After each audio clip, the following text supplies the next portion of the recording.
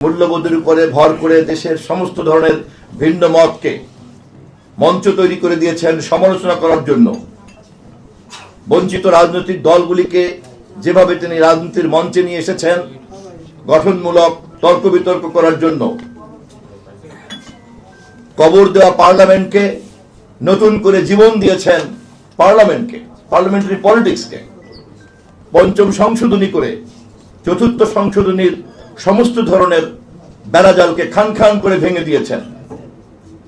এই সমস্ত কিছুর মধ্যেই যে বিষয়টি বেরিয়ে আসে তা হলো ভিন্ন মতকে সম্মান করা, ভিন্ন মতের কাছ থেকে সিদ্ধান্ত গ্রহণ প্রক্রিয়ার উপাদানকে খুঁজে বের করা এবং সকলে মিলে বহুমাত্রিক চিন্তার মধ্য দিয়েই উন্নয়নের নতুন গতিকে নির্ধারণ করা।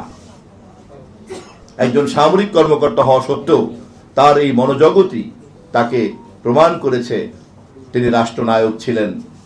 তিনি যত না ছিলেন রাষ্ট্রপতি, যত না ছিলেন রাজনৈতিক নেতা, যত না ছিলেন সামরিক নেতা, যত না ছিলেন সরকার প্রধান, তা সবকিছু ছাপিয়ে গিয়েছে তার সেই রাষ্ট্রনায়কোচিত দৃষ্টিভঙ্গি, মনোভাব এবং চর্চার কারণে। তার মধ্যে সবচেয়ে গুরুত্বপূর্ণ অংশটি হচ্ছে গণমাধ্যম সম্পর্কে তার দৃষ্টিভঙ্গি এবং চর্চা। পৃথিবীর কোন রাষ্ট্রনায়কই জননন্দিত হতে পারেন না তিনি যদি গণমাধ্যমের প্রতি একটি সঠিক দৃষ্টিভঙ্গিকে চর্চা করতে না পারেন।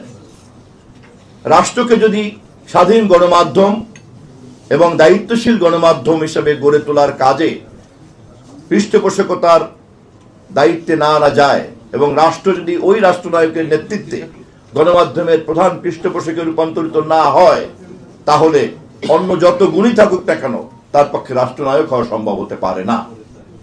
শহীদ জিয়া রহমানের ইতিহাসে আজকে যে জায়গা, তার অন্যান্য সমস্ত ধরনের গুরুত্বপূর্ণ বৈশিষ্ট্যের মধ্যে প্রধান একটি গুরুত্বপূর্ণ বৈশিষ্ট্য হচ্ছে তিনি স্বাধীন গণমাধ্যমকে পৃষ্ঠপোষকতা করেছেন।